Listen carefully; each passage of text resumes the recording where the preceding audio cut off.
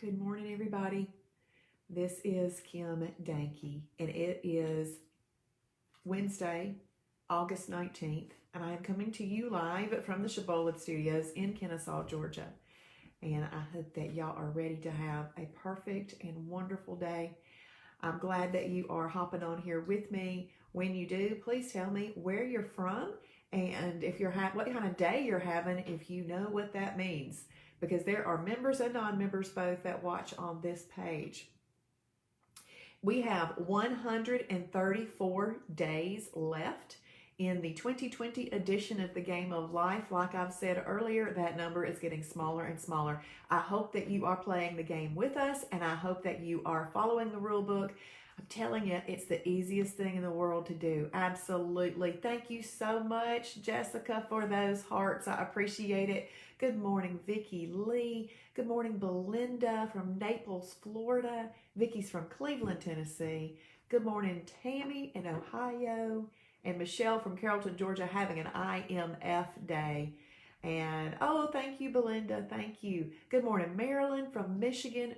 And Marilyn is doing a WOW challenge today. Guess what that means? WOW means War on Weakness. This means that Marilyn has decided to determine that she is going to do this WOW challenge today. No matter what, she is going to be exercising her self-discipline today.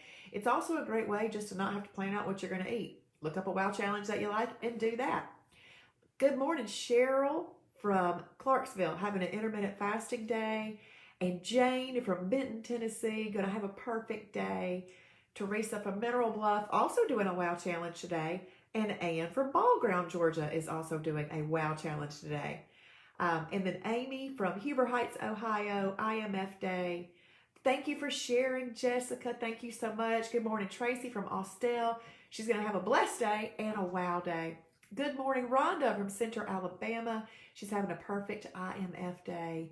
Thank you, Deanda from Smyrna. I appreciate that. Thank you. Good morning, Diane from Graysville, Tennessee. Down 11 pounds and having a perfect day. Don't you feel great? I remember those first 11 pounds myself. And oh, I could get into a pair of pants that were the smaller size than I was when I started. It was awesome. So congratulations on that. Thank you, Michelle. Thank you, Tracy. Thank you. Good morning, Charlene from Dallas, Georgia. And Deanna's having an IMF day. Good morning, Brian from Tunnel Hill, Georgia. Well, I hope that y'all are ready for those perfect days, because there's no reason not to have one. We get to eat so much good food on Planet Shibboleth, and it's just all about exercising our self-discipline muscle. What? Matt Anderton, oh my goodness, hit 91 pounds down this morning. Y'all give Matt some hearts.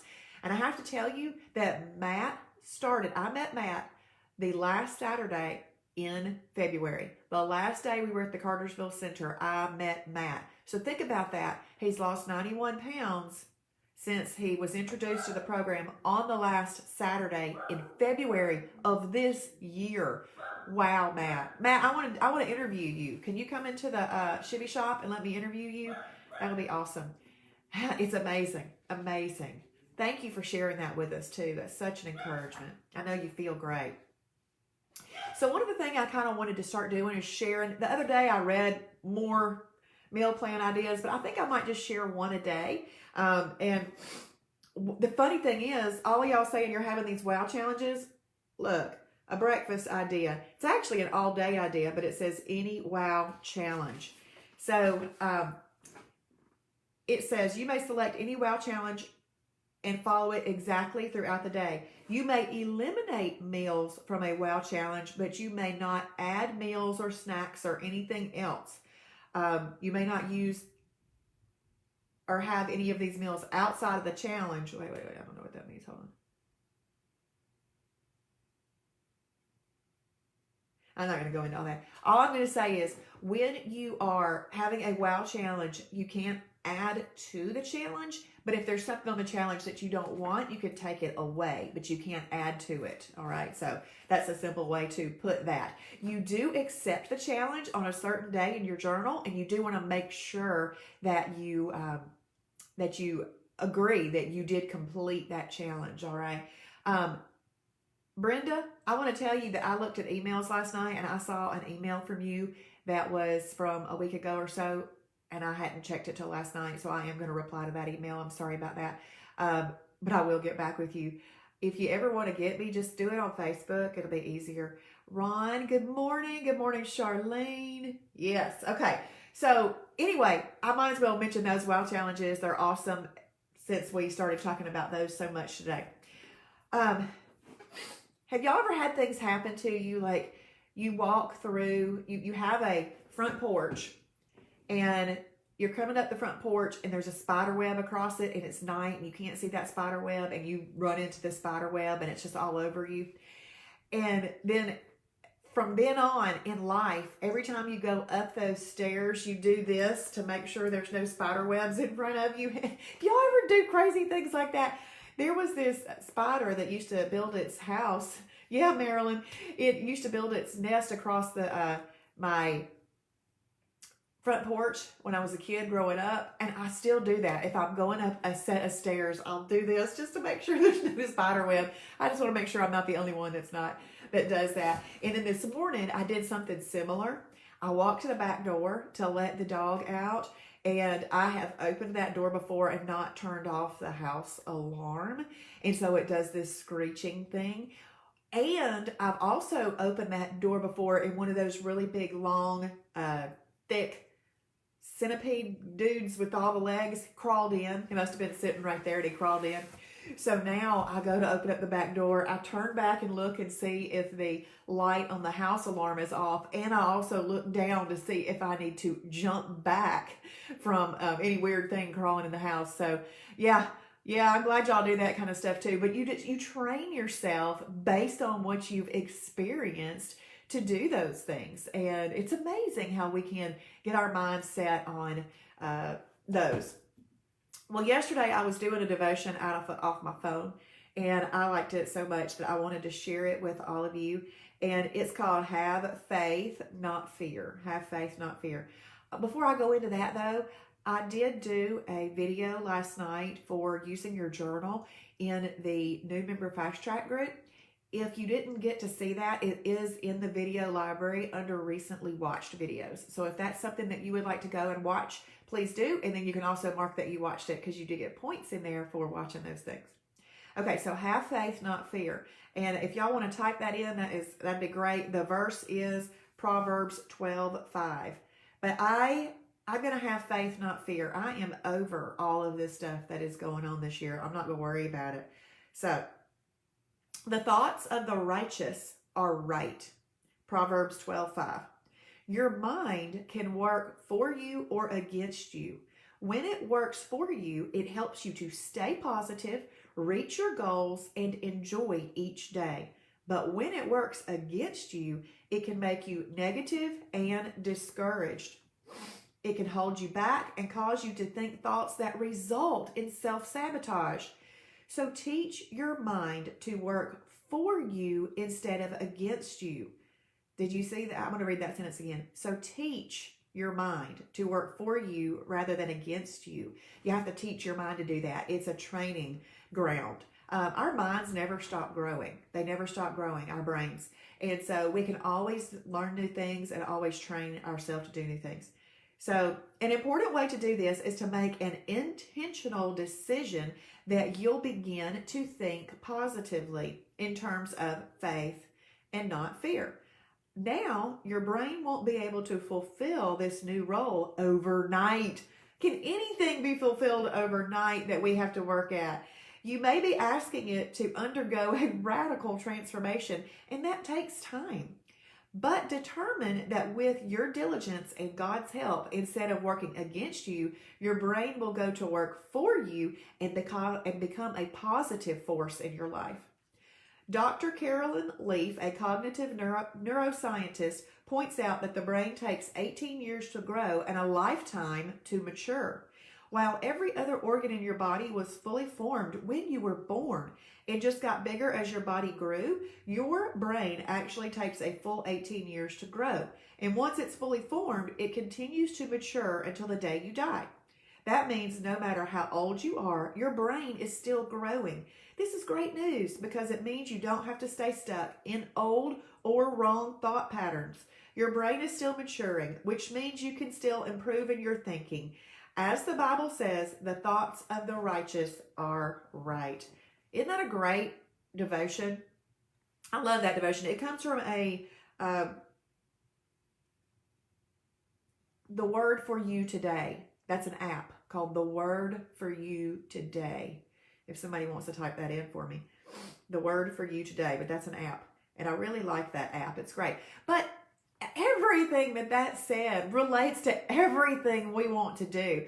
We don't want to think negative thoughts about ourselves. We don't want to make bad choices when it comes to food, but you have to train yourself. You have to work on it. But the exciting thing is our brain still has the capacity to do these things. We just have to put it to work.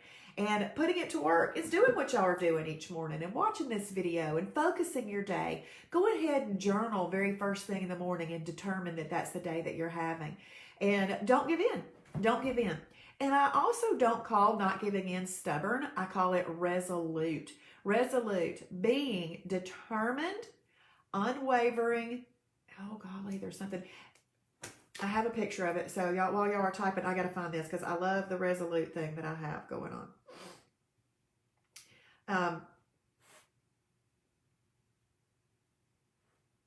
While I'm looking for this, I'm going to tell you, if y'all have not liked the Kim Dankey YouTube channel, you can do that if you want to. You just simply go to YouTube and look up Kim Dankey.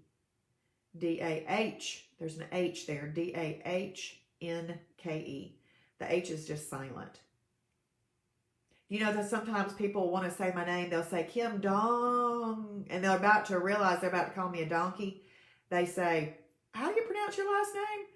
And I have to say Dankey, like Yankee with a D. Dankey.